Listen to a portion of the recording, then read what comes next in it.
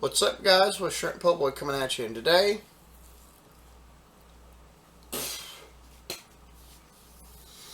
we're going to explain, or I'm going to explain to you, and you hopefully will learn the real secret to internal combustion engine efficiency, thermal efficiency of one.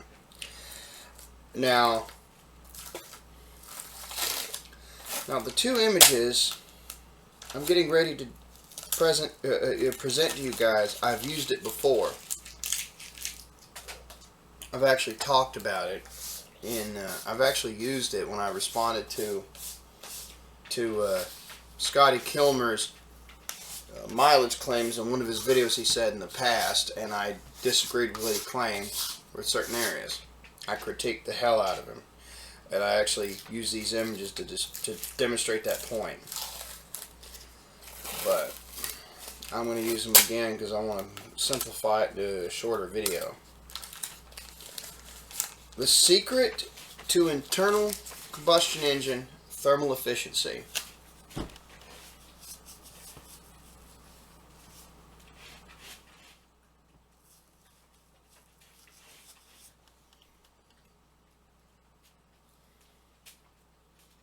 going to use a lint roller on my face because fuck it.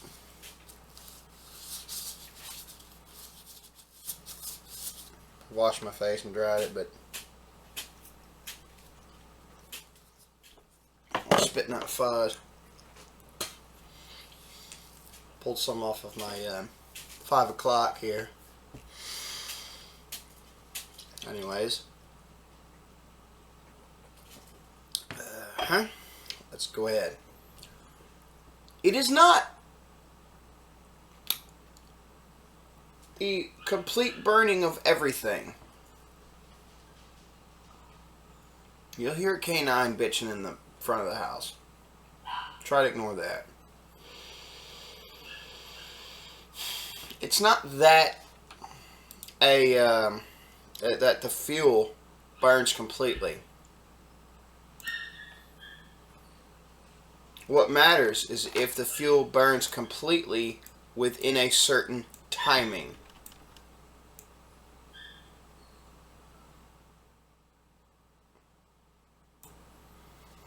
And as a result, in order to maximize combustion engine efficiency, hey Moxie, you want to have a combustion that starts ferociously and ends more quickly. So the thrust upon the piston to push it down is at its peak, and everything in the burning comes to a complete end at that certain timing. That is the secret to internal combustion engine efficiency, and in fact I will show you in these images what I mean in 3, 2, 1. Here we are. See this? It's two graphs. My mouse is misclicking, so I'm probably going to replace it soon. But see this? This is the first graph. This is a piston speed in reference to from top dead center coming down. See, the outer borders of this graph touch the topmost, and bottommost edges of the circular graph over here, as you see the arrows. This is before top dead center, and it comes up, and this is after top dead center here. Now it starts with 0, and it goes this way, and then you see that. But this is called after. This is after top dead center. So this will be 345 degrees after top dead center. But if you flip this around, this would be before. And you change the numbers. This side would be before top dead center instead of this whole circle being after, like it's numbered here. What, Lester? He's bitching. I'll have to let him out in a little bit. I'm going to finish this first. But yes, folks, this whole graph here is just after top dead center. If it was a different graph, but with the same circles and symbols, this side would be after top dead center, and then this side would be before. But it's all after top dead center. That's why the numbers continue the way they do. But anyhow, the biggest thing about thermal efficiency is you want your you want your combustion cycle, okay, to be ferocious at the start, but then finish either at 18 degrees after top dead center, 19 degrees after top dead center when the piston starts coming down this way and starts coming back down, or 20 degrees after top dead center. Why would I want this, or why would you want this? Well, that's when the burning of the fuel does the most work to generate the most thrust to push the piston down. If someone tries to tell me there's no pressure wave, there's no explosion or something like or whatever, there's no actual pressure waves or any of that, I fucking beg to differ. I will challenge him to a damn debate on that one. Even if I like you, and I like what you got to say, I'll drop kick I'll try to drop kick some sense into your fucking head over it. And because how do you say what do you say to all the fucking pressure sensors in the fucking chambers that some all the different automotive combustion engine technicians and stuff use for checking pressure and heat rises and shit, huh? How you explain that shit? Yeah, don't talk shit to me. This is one topic I'll bite your head off your neck with about. You want to BS me like that. Unfortunately, some electrical engineers have made these kind of claims, and there are engineers that I like, but they've said stupid shit like this, and I'll call it for what it is. Dumb shit. Stick to your lane. I'll stick to mine. I'm not going to say names, but that has happened, and it irritates me all the same, no matter who does it, no matter how much I may like them. They're still wrong for doing it. They still irritate the piss out of me when and then they flex their Dunning-Kruger, if they get called out. So I won't say names, but they still irritate the shit out of me. No change in pressure. Have you felt the pressure of the exhaust hit your hand? No? What the fuck? Anyhow. Not an actual pet peeve of mine. And a genuine issue of irritation for me right there. Be expressed openly. So these are the two graphs. You see how they reference each other over here. So... and another graph right here, another computer-generated graph to show you, showing percentages of mass and volume being burned and derivative of pressure with respect to crank angle. And what that crank angle means is what angle is the crankshaft here pointing. See, top dead center means everything, piston, this rock connector, and this top nodule of the crankshaft that connects to the rod, connecting rod and the piston, all points straight up, and it lines with the center of the crankshaft here. See in that circle at the crankshaft, which is at the bottom of the piston. Now, bottom dead center is when the piston's all the way down, connecting rod's all the way down, and the connecting rod and piston are so far down they're directly lined up with the center of the crankshaft. That's what top dead center and bottom dead center mean. All the way up, that they line with the center of the shaft. All the way down, lines up with the center of the shaft. Straight down, straight up. There you go. Keep it simple. I explained it. Now, this is a confirmation here. Another. So the mass burning reaches its final peaks when 20 degrees after top dead center. So you want it to stop here, reach its peak, and then be burned out, and have fuel be gone. Okay?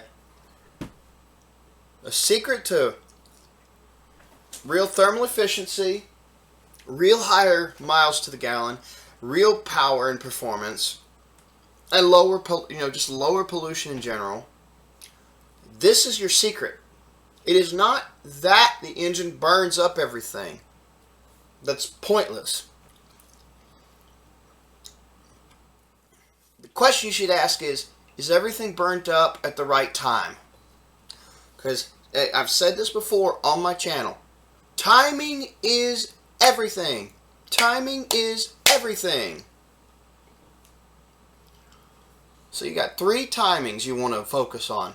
18 degrees, 19 degrees, and 20 degrees after top dead center. The fuel mass and volume are burned at their highest and at 20 degrees at the top dead center.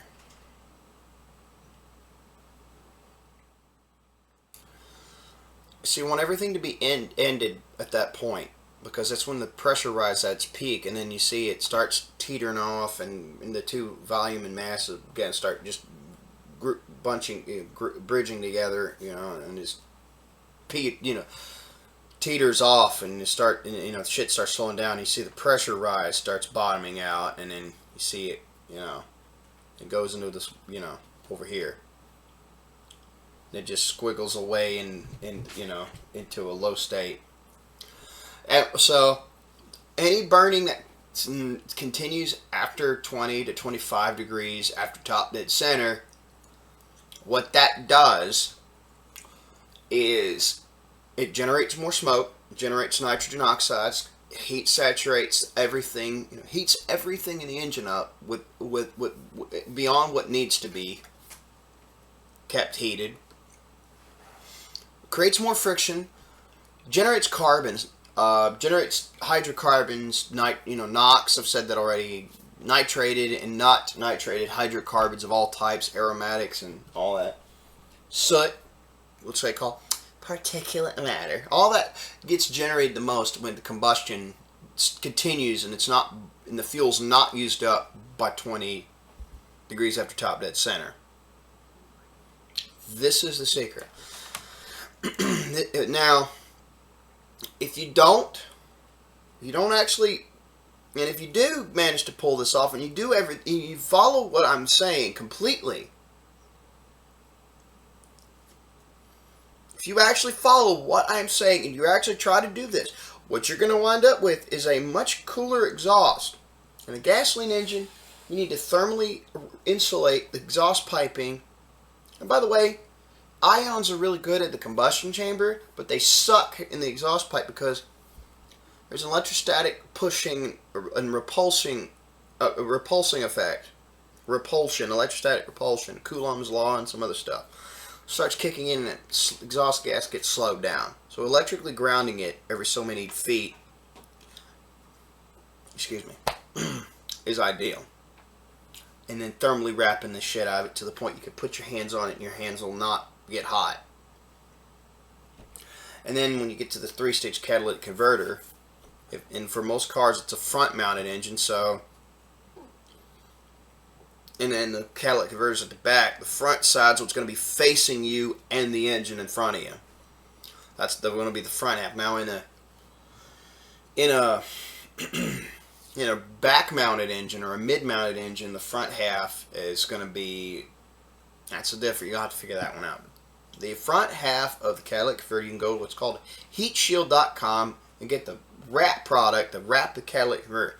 You want, because the cooler exhaust needs to have all the heat concentrated and insulated, so you retain enough heat, bare minimum, to keep the catalytic converters working, keep the oxygen sensors working properly, and all that. And your equipment back there will last longer. It will last longer because there's less harsh shit to deal with. So those are all pluses, but these are what you got to do if you follow what I'm saying. Now you might ask, what about diesels? Well, first off, if you're talking about the cat converter, diesel engine exhaust operates way too cool. Even if you have the flex, or like a variation of the orbital UAV Corporation's flex DI injection tech, and you modified it to use on, say, an indirect injection engine's pumps and railing and all that shit to fuel direct injectors, swirl direct injectors, that like effervescent injectors, and you did this. and you know tune the injection pressure to half of what direct injection normally uses, and then use that air compression of air to really spray a super powerful mist. Sure, you did that, and you allowed yourself up to 45% exhaust recirculated back into the engine, and you also used preheating of the fuel, and then finally used what's called the HYCO 2DT. I'll link this down below. You did all those conditions. Fine. The exhaust will be concentrated enough, but the problem is, and it'll be cleaner, it'll be largely cleaner, but the problem is the diesels will work too cold. The exhaust of the diesel will be too cold for a catalytic converter, for the most part. Especially the redox stage. So you're kind of fucked, basically. So what you have to do is, I would say get as close to 25 degrees after top dead center in the case of a diesel as you can. Now, if you have a medium to slow speed diesel, like a 4-stroke or 2-stroke slow to medium speed, like in the case of a 2-stroker, like a Detroit, that's an absolutely realistic goal with all these technologies, or just half of them. All these technologies, though, it'll run like a dream, last you a longer time, everything, it's gorgeous. Wow. But you're not going to be able to run a catalytic converter because it's still going to run too cold. It'll run even colder with all these improvements because the combustion will get better and it'll finish quicker. So exhaust will be even cooler. You're not going to not have heat saturation. You're not going to be like Casey of the Geek guys from back in the day when he put a fuel reactor on his Subaru car and used his damn scan gauge little mount for his Subaru and showed in the dash and had to get his valves worked on because using the geek too much made the engine run too cold, and that will foobar your valve system. Running it too cold will ruin it. So now you will still have heat saturating. You'll have what the bare minimum you'll need if you do it right, and you follow what I'm saying and do it right. But that's the secret to real lower emissions at the foundation and higher mileage and higher power. That's the real secret. This is the real secret. What I'm showing. This is how you gotta go. And with that, I bid you all an adieu. Thank you for watching, those who stayed around to watch.